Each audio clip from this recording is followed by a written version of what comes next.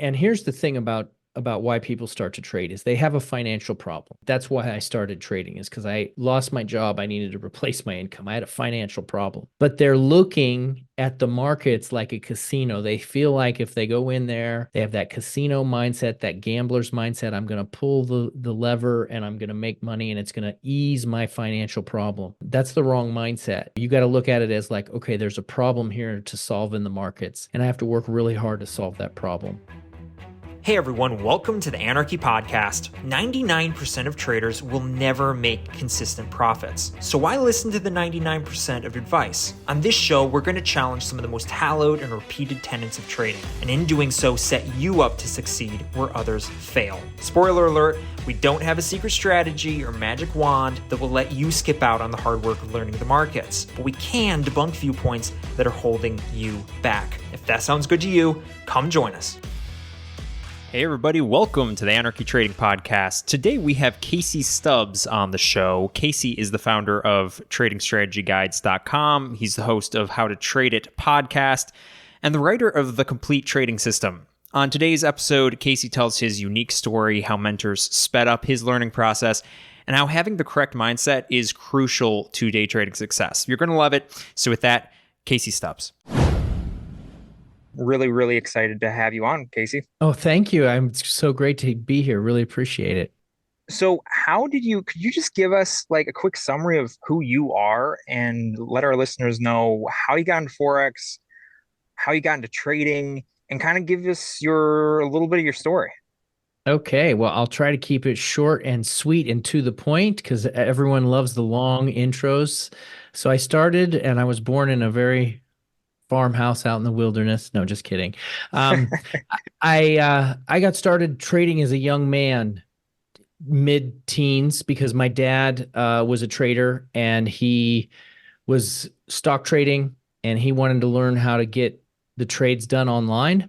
And so he didn't know anything about computers, right? So he needed to set up his stock trading rig, so to speak. And I was a kind of a computer nerd. And so he asked me to help him get everything set up. And when I did, I got really interested in trading.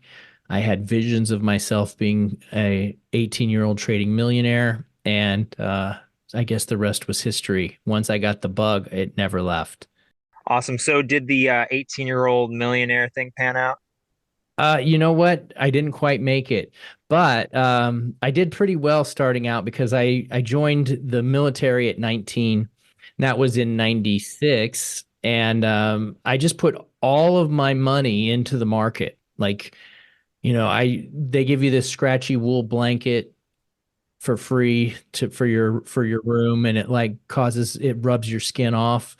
And that's what I used. Everybody else would go out and buy big comforters and nice blankets, but I'm like, you know what? I'm putting my money in the market. So I put everything I had in the market, and it worked out really well because the end of the 90s was one of the biggest bull runs back in those days, if you guys remember that. And so I absolutely crushed it. Didn't really know what I was doing yet, but my first 4 years were pretty solid. So were you day trading at that time, or were you more just just putting it into, what were you putting your money into, and were you just like throwing it in there and leaving it, or were you like actively, I would say, day trading? Because I mean, we're a day trading podcast, right? So we do mostly day trading. Yeah. So no, I was definitely not day trading. I didn't start that until many years later. I was interested in tech stocks at the time. They were very popular, and so I bought some tech stocks and I had some knowledge about tech stocks. So, yeah, I was too busy. They didn't really quite have the internet over there where I was at in Germany. I mean, they had internet, but it wasn't like conducive for day trading at that point. But so and plus I had a day job. The Army kept me kind of busy. Wow, for sure, for sure. So you said you didn't start until many years later. I mean, could you talk us through kind of what that process was like? Like, when did you start kind of dabbling in trading, whether that's swing trading, stuff like that, or like, when did that happen? And what kind of, how did that process go? Because that's a painful process sometimes. Yeah, so that was pretty interesting also because 2008 happened and we had a downturn. So I had been investing for ever since I was a teenager, but I hadn't done actual trading. But when I got out of the Army, I started in construction, and 2008 happened. Construction was really bad. I could not find a job anywhere. And so I got laid off. And while I was laid off, I was bored and was looking for work. And so I thought, okay, let's go dive into this trading thing a little bit deeper. I have the market experience. I'm an investor. I'm going to go ahead and start trying to trade. I didn't have a ton of capital, but that's when I got into Forex trading and really started doing some day trading and swing trading at that point. And what did that process look like? So you weren't familiar. I mean, you had like investing experience, but not trading. So when you started trading, what did it look like? Were you immediately profitable? Did it take a while? How long did it take? Like, what did that learning process look like for you? Well, Jordan, you guys interview people for the show, and I would be interested to find someone that was immediately profitable, like, especially in day trading. I think that's an impossibility. So I did start out, actually, I started out pretty good, because I had some help, right? It's great to have help. When I was laid off, I didn't just start trading. I actually started my website, right? And so I'm also very active in the publishing community and providing content. So I just started this website saying, okay, I'm going to start trading. I'm going to post my journey online. Well, that, I think, just because of the timing, 2008, kind of like the COVID thing, no, people were laid off and there was a lot of people looking for other things to do. So my site really took off. And I got a lot of traffic, and while I was sharing some of my struggles, I happened to attract some traders that were really good. One specific trader reached out to me and he's like, "Hey, I'll help you," and he started coaching me. And so yeah, I actually did pretty good to start off. And then I'd say my first 3 months were pretty good, but then I got a little overconfident and didn't really uh, understand the emotions that went with that, because I'm like making all this money and I'm doing really well, and you know just got crazy with my risk and ended up crashing everything. And then from that point, it was so difficult because my mental state was so messed up. I don't think I actually won a trade for like 3 months after that. Like, it just messed me up so bad. It's interesting how much psychology, your mental state like plays a role. And I didn't fully, Jordan and I didn't fully understand this when we first started. I don't think anybody really does, because, in it's so much more. There's a lot of gray area in trading, right? It's not just as clear as just following a script. And so, there's a lot of feel. And so your mental state plays a massive role. So how did it, like, was it just a matter of time in kind of getting past that, you know, kind of getting that confidence back, getting your mental state back? Like, how did you get your mojo back essentially, and, start making, getting past that dip? Yeah, Levi, that's an interesting point, because I was speaking with another trading guy, and I can't remember his name right now. He's the host of the Alpha Mind podcast, and he was sharing some stuff about, because he coaches like big time traders, guys that make like $100 million a year or more, 50 million, like big time guys. And he was sharing the story about how uh, one trader was following another one, and the system was so good, and yet he still couldn't duplicate the results. And that's kind of what you were saying, is that it's a gray area, right? You might be following every single trade and doing everything that you think is right, and yet you still can't make money that someone else is making. And the truth is, you've got to really figure it out. And I honestly believe that if you're following a system, you still have to understand really deep inside how it works for you, how to manage your emotions, how to manage risk, to really know inside and out your system. And so, to answer your question, is I really had to do that deep dive on myself, figure out what was causing these roadblocks, and break through those obstacles and barriers. Everything from really testing the strategy, building confidence up, understanding how to deal with the emotions of the losing streaks, how to deal with emotions of winning streaks, how to try to maintain an kind of a more of a middle flow and not go up and down. Because right now, what I grade myself on is the profits are wonderful, but really I grade myself on is okay, did I follow my process? Did I do what I needed to do? Because I know that if I do those things, the profits will come, and I try not to let emotions dictate the process. So how did you like manage those? Like, do you have any tips or tricks for people for managing their emotions? Because like that's the biggest thing I think for any beginner trader, right? Like being able to actually manage those expectations and those emotions. Like how do you do that practically? I think, Jordan, for me, it is what are you grading yourself on, right? So am I grading myself on am I making money, or am I grading myself on how well did I follow my system? How well did I do my daily performance checklist, you know? And so I try to get myself emotional now if I'm being boring and if I'm following my process, right? Like that's when I get my emotions up is like, yeah, I followed my rules, not on the profit. And it's so hard.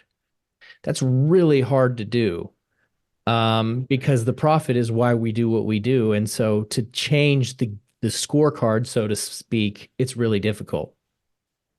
Yeah, that's one of those things that it's much easier said than done, but it's definitely we had we did a podcast a few months back. I forget who talks about it, but about leading and lagging measures, about aiming for making goals based around like leading measures, the things that if you do will lead to what you want rather than kind of aiming for what you want. Classic example being, you know, you should aim for your goal should be, I should go to the gym and eat healthy rather than I want to lose 20 pounds. Because if you go to the gym and eat healthy, then that will happen naturally. And so in trading it does seem, everybody, every successful trader we've ever talked to, they are obsessed with, you know, aiming for their leading measures of, hey, did I follow my rules? Like, did I do what I needed to do? And then the money follows like that. Day trading is all, I mean, trading in general is all about you're going to win some, you're going to lose some. That's a really tough mindset shift to make. Yeah, totally. And I read a book. It might have been the same book about the leading and lagging indicators, and that's the whole point. Is the profit is a lagging indicator. It's something that's showing whether you were doing the other things, right? It's a result, and so you want to focus on the things that you're doing that create that profit. And unless you know that, it's really tough. And so some of those things that you got to focus on are, okay, your risk management, right? That's just so critical. Your entry techniques, like, are you following them specific? Do you really understand how your strategy works? Those are the types of things that you need to be watching, and not focusing on the profit, which is a lagging indicator. Do you have any advice? Like you mentioned having mentors or coaches early on, people who are really good that helped you kind of make good progress early on. Do you have any advice for people who are new to day trading or new to trading in general, who are looking for people who can do that? Because like, especially in today's Twitter and Instagram world, where there's a bunch of gurus out there, a bunch of essentially snake oil salesmen who are promising quick returns and promising to make you a millionaire if you just follow what they say, to do what I say and I'll make you a millionaire. Like, do you have any advice on that, on how to find somebody who can help lead you and avoid those, kind of how to avoid the false prophets essentially? Yeah, that's an amazing question, and I can process it here with you a little bit, because I don't know if I have a solid answer, just kind of like everything else. But I think one thing that's really important if you're looking for a mentor, and you don't necessarily have to pay, right? I mean, there's people out there that will do it, that will help you just because you're willing to learn. I have someone. So I recently published a book, and somebody just emailed me, and he's like, "Hey, I really want your advice, and I want some help." And so I'm helping him, and I'm not going to charge him anything. I'm just doing it because I want to help him. He's a young guy, and he's looking for feedback. He's teachable, so to speak. He is asking me for advice and questions, and I like that, you know. Um, so I'm willing to help him. I can spend some of my time to help him out. It's not a problem for me. And I think there are other people out there like that, but you got to be a person that's willing to ask questions and to be able to be teachable and to be able to hold yourself accountable a little bit. I know I get other people that have asked me for advice and help, but they won't listen to a word I say. And as a matter of fact, they come with telling me what to do or throwing out accusations or just a lot of other things. And it's like, I just want to tell them, you're never going to be successful because you just don't have the right attitude. You just got to have a good attitude. So I'm talking about me, but and my relationship too with some of the mentors I've had. Um, I just try to get to know somebody. I want to find if you're going to have a mentor, buy their product, do everything, and then go all the way with that one person. Don't buy 20 different products. But you're going to find out if you go all the way with a mentor and you do all of his products, you find out everything, you reach out, you ask questions, you get help, you receive feedback, you're going to find out whether they really know what they're talking about. And I most of the mentors that I've had, I became friends with because I really worked hard at doing everything that they were teaching, and we became friends. I mean, a lot of the traders out there, like we want to help other people. Like we've seen, there's so many scammers out there, right? Like I feel like the legit guys we're out here, we really want to help people actually be able to learn how to trade without, avoiding all those pitfalls that honestly we've all had those pitfalls. We've all had the school of hard knocks. And I guess we kind of want to save people from some of those hard knocks if possible. Um, I don't know if that's always possible. Honestly, I don't think it is possible because the only way you learn is through those hard knocks, right? That's it. Yeah. Yeah. And honestly, if a guy is selling a system and he's, sells you the system for $2,000, I mean, I Yeah. feel like any trader can make any system work if he works it. Yeah. I mean, yeah, you might not make the green arrow thing work or whatever, but eventually if you keep working it, you're going to make it work. A lot of these guys just can't do it because they don't have the mindset. They buy a green arrow platform and they lose on the first day because they literally put everything on the first day. I'm not saying the green arrow platform's wonderful, but they don't know what it takes to be a trader anyways. And finding a green arrow system's not going to help you become a great trader. I And think that's really interesting you mentioned that. Sorry, Levi. no, you're Um, good. You're probably going yeah. to ask what I was Yeah, about to no, ask. no, I think that's really interesting you bring that up because the fact is you mentioned that you can pretty much make any system work. So what you're saying is so it's not nearly more about the system, rather it's more about the person using the system and the actual time put in on any system and how you interpret the markets, right? Yeah, it's so funny because as a podcast host, I'm talking to all kinds of traders and I'm just so terrible with remembering the names of them. And so if I learn something from you guys and then later I'll mention you on a podcast, you're probably not going to get a plug because I'll forget your name. But this guy, he started a YouTube. I do remember his YouTube channel, so he'll at least get that. It's called Flat Earth Trading Society, right? And so the guy is proving that his entries mean nothing, and he's literally every time he takes a trade, he uses a different metric. Like he'll throw names on a dartboard and he'll throw darts at them, or he'll like go shopping and he sees something at the store. He's like, "Oh, I want to trade this." And so every single time he enters a trade, it's totally random, totally different, and yet he just follows his trade rules. And so he's posting every single trade for a year, and he's really profitable. I love that. I love that. I'll have to check them out because I think a lot of the problem that a lot of new traders have, and I'd love to hear your thoughts on this, but a lot of they come in with the wrong mindset, and I think I don't even blame them. I think a lot of that isn't their fault, but they've been told a lot of people do sell their system as if the system is the magic.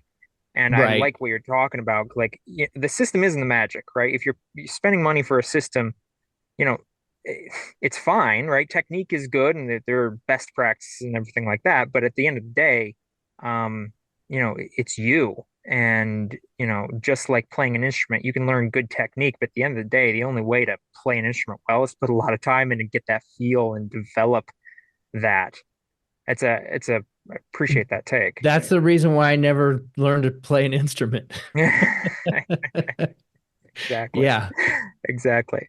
Well, so you'd mentioned, if you buy, if you're following somebody and you buy their buy their product and kind of go with that and stick to one thing. I really appreciate that. Um, talk to us a little bit about your book. I know you mentioned a book. You have a podcast. Talk to us about like what's in the book and kind of what you wanted to convey there.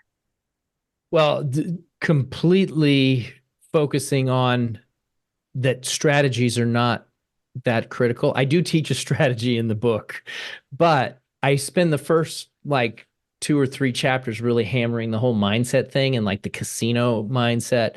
You know, everybody wants that system. And here's the thing about why people start to trade is they have a financial problem, right? That's why I started trading is because I lost my job. I needed to replace my income. I had a financial problem. But they're looking at the markets like a casino. They feel like if they go in there, they have that casino mindset, that gambler's mindset. I'm going to pull the lever and I'm going to make money and it's going to ease my financial problem. That's the wrong mindset. You got to look at it as like, okay, there's a problem here to solve in the markets, and I have to work really hard to solve that problem. And it's just like the leading and lagging indicator thing that we talked about. If you work hard at solving that financial problem, the market, you will be able to have success. But if you go in there and you're looking at it like it's a casino, you're going to take your financial problem and you're going to make it even worse. And most of the people that get into trading, especially day trading, investing is a little bit different because investors have cash flow. They're throwing your extra cash flow for an investment. But traders are trying to turn around and create financial gains immediately.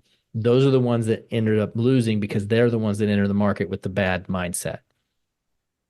Awesome. So Casey, tell me, what's the name of the book? What's the name of your website? How can people get a hold of you? They want to hear more about your stuff, your books, your systems. How do they do that? Okay, so my book is called The Complete Trading System by Casey Stubbs, and my website is Trading Strategy Guides.